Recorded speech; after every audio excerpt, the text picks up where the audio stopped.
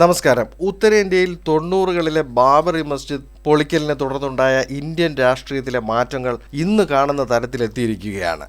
എന്നാൽ വീണ്ടും ചരിത്രം ആവർത്തിക്കുന്ന തരത്തിൽ വർഗീയ സംഘർഷങ്ങൾക്കിടയാക്കുന്ന പുതിയ നീക്കങ്ങൾ വീണ്ടും തലപൊക്കിയിട്ടുണ്ട്. കോടതി വിധികളുടെ പശ്ചാത്തലത്തിൽ ആരാധനാലയങ്ങളിൽ മറ്റു മതവിഭാഗങ്ങൾ അവകാശവാദം ഉന്നയിച്ച് നടത്തുന്ന ഇടപെടലുകൾക്കെതിരെ ഒടുവിൽ സുപ്രീം കോടതിയുടെ കർശന നിർദ്ദേശം വന്നിരിക്കുകയാണ്. ഇത്തരം ആവശ്യം ഉന്നയിച്ചു വരുന്ന ഹർജികളുടെ രജിസ്ട്രേഷൻ സുപ്രീം കോടതി തടഞ്ഞിരിക്കുകയാണ്. ഏറ്റവും പുതുതായി വന്ന വാരണാസിയിലെ ഗ്യാൻവാബി, ശ്രീകൃഷ്ണ ജന്മഭൂമിയിലെ ഷാഹി ഈദ്ഗാഹ്, ചന്ദൌസിയിലെ ഷാഹി ജുമാ മസ്ജിദ് തുടങ്ങിയവയിൽ അവകാശവാദം ഉന്നയിച്ചുള്ള ഹർജികളിൽ സർക്കാരിന്റെ ഭാഗത്തു നിന്ന് ഒരു തരത്തിലുള്ള ഉത്തരവുകളും പുറപ്പെടുവിക്കരുതെന്ന് സുപ്രീം കോടതി ഇപ്പോൾ പ്രസ്താവിച്ചിരിക്കുകയാണ്. ചീഫ് ജസ്റ്റിസ് സഞ്ജീവ് ഖന്ന അധ്യക്ഷനായ ബെഞ്ചിന്റേതാണ് ഈ വിധി. ഇനിയൊരു ഉത്തരവ് ഉണ്ടാകുന്നതുവരെ ഈ വിലക്ക് തുടരുമെന്നും കോടതി പറഞ്ഞിരിക്കുകയാണ്. ആരാധനാലയങ്ങളുടെ കാര്യത്തിൽ 1947 ഓഗസ്റ്റ് 15 മുൻപുള്ള സ്ഥിതി തുടരണമെന്ന് 1991 ആരാധനാലയ നിയമം വന്നിരുന്നു. ഇതിനെ ചോദ്യം ചെയ്തുള്ള ഹർജികളാണ് ഇപ്പോൾ വന്നിരിക്കുന്നത്. കോടതി പറയുന്നത് ഇങ്ങനെ: നിയമം തന്നെ പുതിയ ഹർജികൾ ഫയൽ ചെയ്യുന്നത് വിലക്കുന്നുണ്ട്. ഈ നിയമത്തിൻ്റെ സാധുതയെപ്പറ്റി ബെഞ്ചിൻ്റെ തീരുമാനം ഇതുവരെ വന്നിട്ടില്ല. അതുവരെ പുതിയ ഹർജികൾ പാടില്ല. ഇപ്പോൾ നിലവിലുള്ള ഹർജിയിന്മേൽ സർവേ നടത്തുവാനോ അന്തിമ ഉത്തരവോ ഇടക്കാല ഉത്തരവോ പാടില്ല. ഇത്തരം ഹർജികൾ ഇനി രജിസ്റ്റർ ചെയ്യുവാനും പാടില്ല. ഇതാണ് സുപ്രീം കോടതിയുടെ വിധിയിലെ പ്രധാന ഭാഗം. എന്നാൽ ഇത്തരം ഹർജികളിലെ തുടർ നടപടികൾ പൂർണ്ണമായി സ്റ്റേ ചെയ്യണമെന്ന ആവശ്യം കോടതി അംഗീകരിച്ചിട്ടില്ല.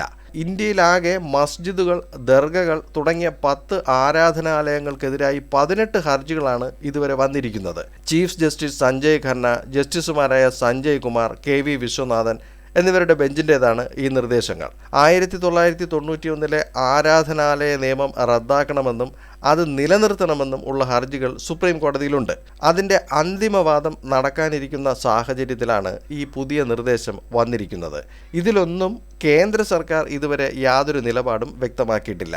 4 ആഴ്ചയ്ക്കകം സത്യവാങ്മൂലം സമർപ്പിക്കുവാൻ കോടതി ഇപ്പോൾ സർക്കാരിനോട് ആവശ്യപ്പെട്ടിരിക്കുകയാണ്. ഇത് എല്ലാവർക്കും ഡൗൺലോഡ് ചെയ്യുവാൻ പറ്റുന്ന തരത്തിൽ വെബ്സൈറ്റിൽ പ്രസിദ്ധീകരിക്കണമെന്നും കോടതി പറഞ്ഞിരിക്കുകയാണ്. ഇനി മുതൽ ഇത്തരം ഹർജികൾ വരുമ്പോൾ ഇതിനു മുൻപ് അത് സുപ്രീം കോടതിയിൽ ഉണ്ടോ എന്ന് മറ്റു കോടതികൾ പരിശോധിക്കണം. ഇന്ത്യയിലെ ഒരു കോടതിയും ഇനി ഒരു സർവേക്ക് ഉത്തരവിടുവാൻ പാടില്ല. മുൻ ചീഫ് ജസ്റ്റിസ് DY ചന്ദ്രചൂഡ് നടത്തിയ നിരീക്ഷണത്തിൽ ഒരു ആരാധനാലയത്തിൻ്റെ പഴയ സ്വഭാവം പരിശോധിക്കുന്നത് തടയേണ്ടതില്ല എന്നാണ്. ഈ നിരീക്ഷണം പരിശോധിക്കുമെന്നും പുതിയ ബെഞ്ച് കൂട്ടിച്ചേർത്ത് പറഞ്ഞിരിക്കുകയാണ്. 1991 ആരാധനാലയ നിയമവുമായി ബന്ധപ്പെട്ട കേസുകളിൽ സിവിൽ കോടതികൾ സുപ്രീം കോടതിയുമായി മത്സരിക്കുന്ന സാഹചര്യം ഉണ്ടാകുവാനും പാടില്ല. ഈ വിഷയവുമായി ബന്ധപ്പെട്ട് 5 സുപ്രീം കോടതി ജഡ്ജിമാരുടെ വിധി സിവിൽ കോടതികളുടെ മുൻപിൽ ഉണ്ട്.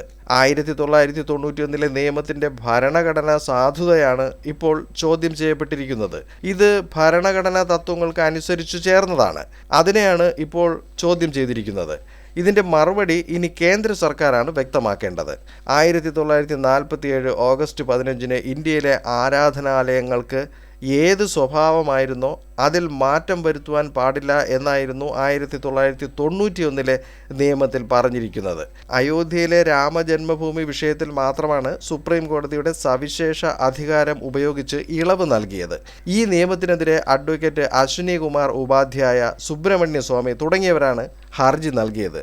ഈ നിയമത്തെ നിലനിർത്തുവാൻ അനുകൂലമായി CPM, Muslim League, DMK, RJD, NCP, Sharad Pawar വിഭാഗം, സമസ്ത എന്നിവരൊക്കെ സുപ്രീം കോടതിയിൽ എത്തിയിട്ടുണ്ട്. ഇതോടെ നിയമത്തെ അനുകൂലിക്കുന്നവരുടെയും എതിർക്കുന്നവരുടെയും വാദങ്ങൾ ക്രോഡീകരിക്കാൻ പ്രത്യേകം നോഡൽ അഭിഭാഷകരെ സുപ്രീം കോടതി തയ്യാറാക്കിയിരിക്കുകയാണ്. ഈ വിധി വരുന്നത് കാശി, മധുര, സംഭൽ കേസുകൾക്കും ബാധകമാകും. ആരാധനാലയ നിയമത്തിലെ 3, 4 വകുപ്പുകൾ വിശദമായി പരിശോധിക്കപ്പെടണമെന്ന് ജസ്റ്റിസ് KV വിശ്വനാഥൻ ചൂണ്ടിക്കാട്ടിയിട്ടുണ്ട്. ഇതിനകം വേരുറച്ച ഭരണഘടനാ തത്വങ്ങളുടെ ആവർത്തനം മാത്രമാണ് 3-ാം വകുപ്പ്. 3-ാം വകുപ്പ് പ്രകാരം ആരാധനാ സ്ഥലം മറ്റൊരു വിഭാഗത്തിനായി മാറ്റുന്നത് വിലക്കുന്നുണ്ട്. സ്വാതന്ത്ര്യം കിട്ടുമ്പോൾ എന്താണോ ഉള്ളത് അതാണ് ആരാധനാലയങ്ങളുടെ സ്വഭാവം. അത് തുടരണം. അതിൽ കോടതികളുടെ ഇടപെടൽ പാടില്ല. ഇതാണ് 4-ാം വകുപ്പിൽ വ്യക്തമാക്കുന്നത്.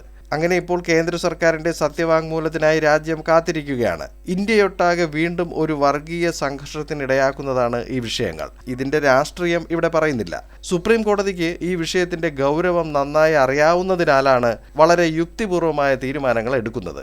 ലോകശക്തിയാകുവാൻ കുതിക്കുന്ന ഇന്ത്യയിലെ കോടിക്കണക്കിന് ജനങ്ങളുടെ ക്ഷേമത്തിന് രാജ്യത്ത് ഇനി ഒരു വർഗീയ ധ്രുവീകരണം ഉണ്ടാകാതിരിക്കുകയും വേണം. എന്തായാലും ആരാധനാ കേന്ദ്രങ്ങളിൽ ഇനി തൊട്ടുകളിക്കരുതെന്ന് പരമോന്നത നീതിപീഠത്തിന്റെ ഉത്തരവ് രാജ്യസമാധാനത്തിന് വേണ്ടിയാകട്ടെ എന്ന് പ്രാർത്ഥിക്കുകയാണ്. മറ്റൊരു വീഡിയോയിൽ മറ്റൊരു വിഷയവുമായി വീണ്ടും കാണാം. ചാനൽ സബ്സ്ക്രൈബ് ചെയ്യുക. വീഡിയോയ്ക്ക് ലൈക്ക്, കമന്റ്, ഷെയർ എന്നിവയൊക്കെ നൽകുക.